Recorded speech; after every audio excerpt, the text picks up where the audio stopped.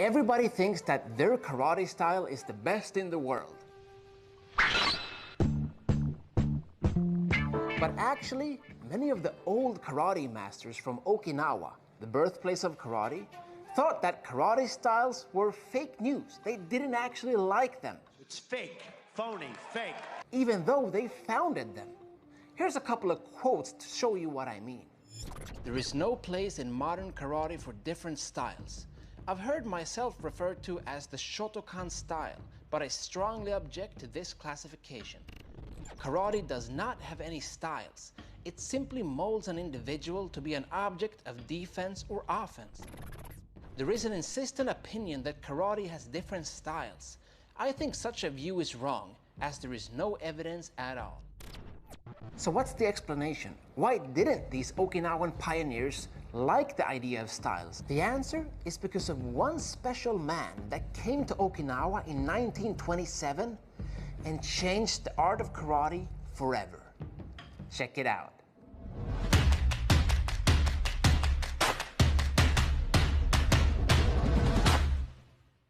Imagine a time before karate styles existed, where people would actually cross-train and learn from each other, and sometimes maybe even fight each other to test their skills, and through trial and error develop their own unique individual martial art. This is before the word karate even existed.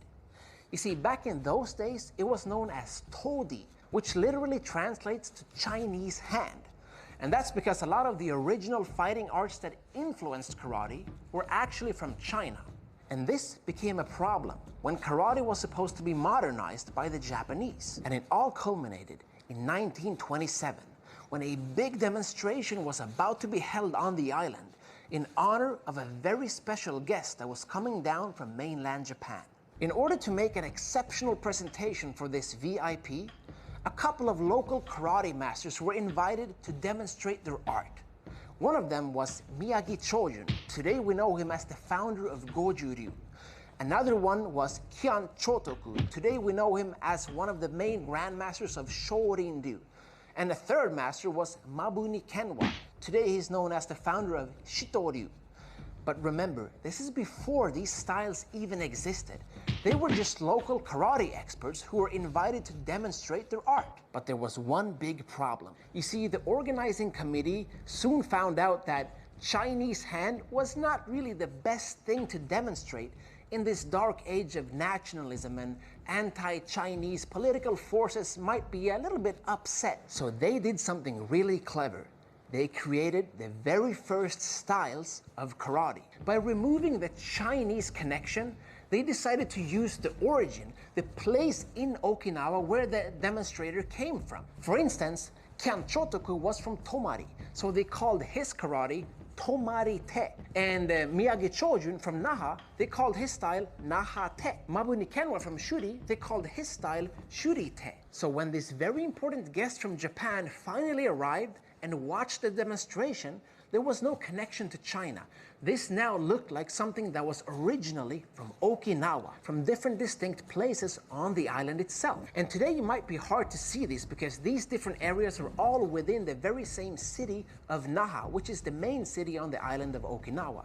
But back in those days, these areas were a little bit more separated until they grew together in modern times. And that's basically how the first versions of karate styles were created, purely to satisfy this special guest that arrived to watch a demonstration on this tiny island south of Japan. But who was this guest and why was he so important? I'm glad you asked.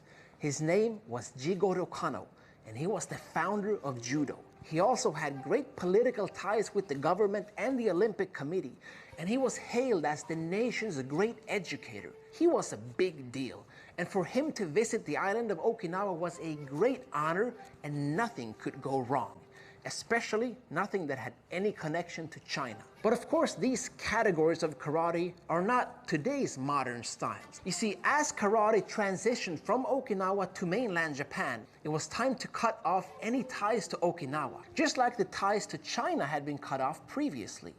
Because now, karate was gonna become a Japanese national awesome martial art, not something from a tiny island that nobody had heard of. And who was responsible for this? It was mainly the Dai Nippon Butoku Kai, The Japanese Martial Arts Association, the governing body, they were responsible for organizing and standardizing the martial arts throughout the nation. And karate was now going to become one of those.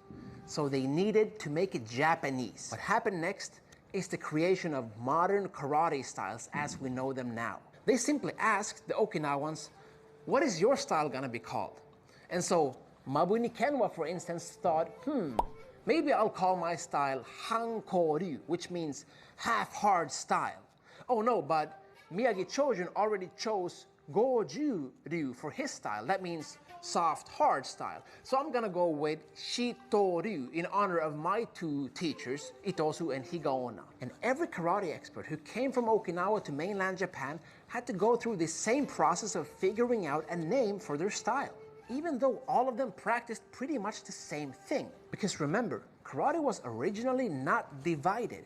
It was unified. It was something that all of the local martial arts enthusiasts practiced together, very often in Matsuyama-koen, the local park in Chinatown, where they would come and practice and exchange techniques with each other. That was the original spirit of karate, before the word karate even existed, and way before the artificial concept of styles was created by the Japanese. To prove my point, check out this video of one kata being performed in 3 different styles at the same time. Can you see the similarities?